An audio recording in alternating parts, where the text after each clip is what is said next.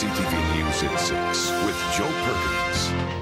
A walk in Beaver Lake Park came to a crashing halt this afternoon after a tree unexpectedly came crashing down on a group of walkers. Just after 12, Saanich police responded to a call at Beaver Lake Park after reports that a 60-foot tree had fallen on a group of people walking on a trail. Police say 3 men and their dogs were on one of the trails when the rotten tree came crashing down.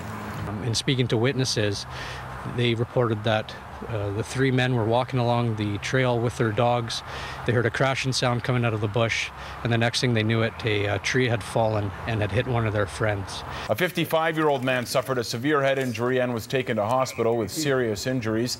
Another individual suffered minor injuries. Police say the incident was a case of bad luck and are not investigating any foul play. Fortunately, an off-duty nurse was nearby and was able to help the injured man.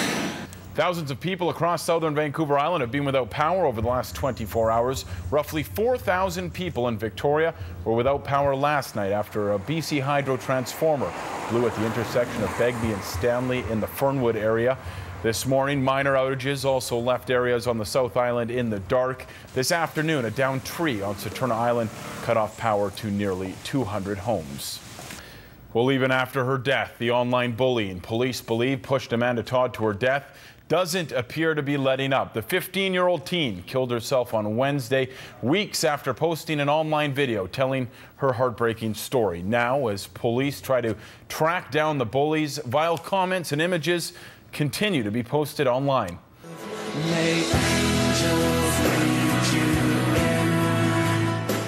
Nearly 500,000 Facebook users have liked Todd's memorial page on the social media site, but the condolences are being interrupted by disturbing comments. One post by a woman who says she's Todd's classmate reads, "I'm so happy she's dead now."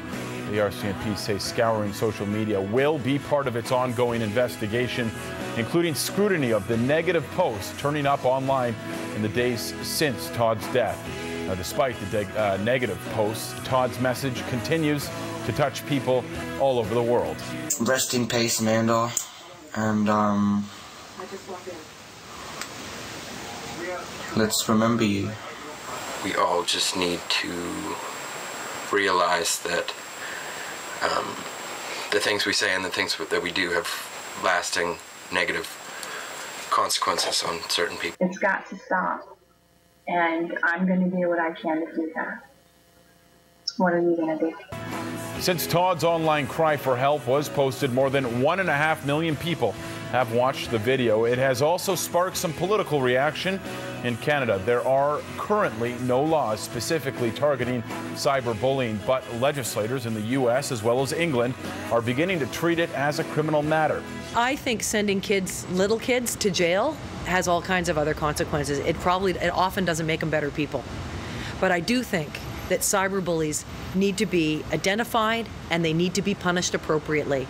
And we should have a national discussion about what is appropriate for those kids. The Premier says she plans to bring anti-bullying programs to roughly 1,500 educational staff in the province. As for the investigation, police have set up an email account to gather tips. The BC Coroner Service is also investigating the matter. Well, if there is a reason why a 25-year-old woman from Ontario is rollerblading across the country, it is for youth such as Amanada Todd. Ashley Gilbank lost a friend to suicide and wanted to do something about it. So in early June, she laced up her rollerblades. She dipped them in the Atlantic Ocean, and then she set out on a cross-country journey to raise awareness about mental health issues. Just waking up in the morning and to be well. Quite honest with you, I ain't really sleep well. You ever feel like your train of thought's been derailed? That's when you press on, lean in. She's battled wind, rain, heat, and soon she'll be battling the Malahide. Gilbank is in the final stretch of her journey, spreading her message about the importance of conversation and being open. Along with her husband, the two have been spending their nights and days on the open road. It's been very difficult. I'm not going to sugarcoat it at all. It's been painful, sleeping in a van. We don't have an RV. Trying to, find places to stay at night.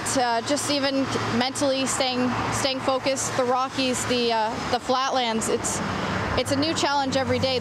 Gilbank says she was excited when she finally arrived in Vancouver, but that excitement was quickly overshadowed by the news of Amanada Todd's death. Bullying is a big epidemic, but I don't believe it's the only cause of her suicide.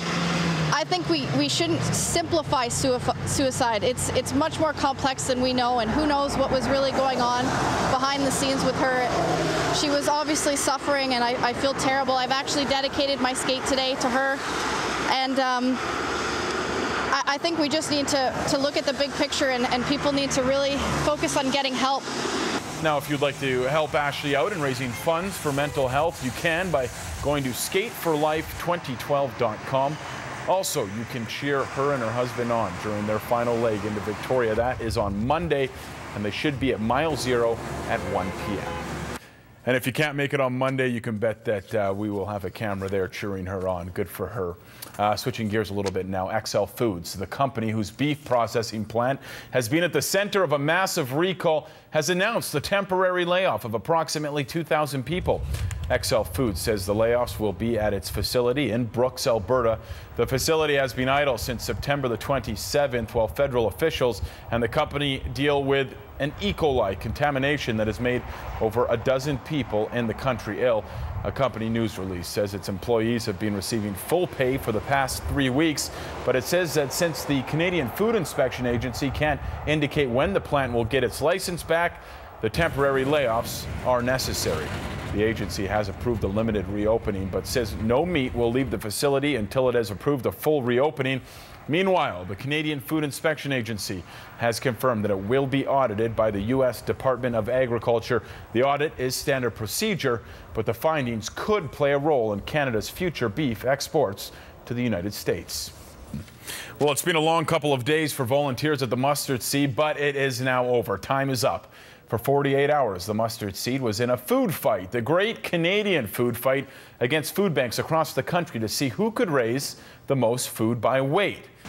Since the clock started ticking on Thursday, we've been highlighting the Mustard Seed's efforts, trying to get their message out to you that they need help in the fight. Since then, the public has responded with generous cash and food donations. As of this afternoon, 82 tons of food had been dropped off at the warehouse at Ogden Point, and the food was still pouring in today. Brent Palmer, the food bank's director, was optimistic the Mustard Seed could reach its record of 103 tons set 4 years ago. Something tells me that we'll surpass that this year. The real winners of this competition are primarily the people that require the help of food banks right across this vast nation. And when we get the final tally, we will let you know. Last year, Regina pulled 240 tons worth of food. So you could say the bar has been set pretty high. If you'd like to help the Mustard Seed, just because time's up doesn't mean you can't help. You can go to the Mustard Seed on Queens Avenue at any time, or a number of other locations you can find at mustardseed.ca. Well, if you're going to take in the Victoria Royals hockey game tonight, gets started in about an hour. Don't expect to be drinking a cold beer. The arena is finishing up the final 6 days of a 10-day liquor suspension for an offense that dates back almost 5 years. The Supreme Court rejected the arena operator's appeal of its license suspension. 4 dates have already been served in this suspension. 3 of the remaining 6 dates will be served this month, beginning tonight, and the other 3 are scheduled for November. Welcome back. The countdown is on. If all goes as planned, by tonight, 10 curlers in Campbell River will have the world record for longest curling game in the bag. On Thursday, we showed you the first couple of stones and outlined the rules. To break the record, the 10 players have to curl until about 10 o'clock tonight. That's in about 3.5 hours. Now, they've been going strong since Thursday morning, and they've taken a few comfort breaks to use the washroom and some 2-hour sleeps every 8 hours. Those are okay in the rules. Now, if you're in Campbell River, I'm sure they could use your support tonight. They're at the Campbell River Curling Club. We do have a camera there, and we will bring you the full story tomorrow night at 6 o'clock.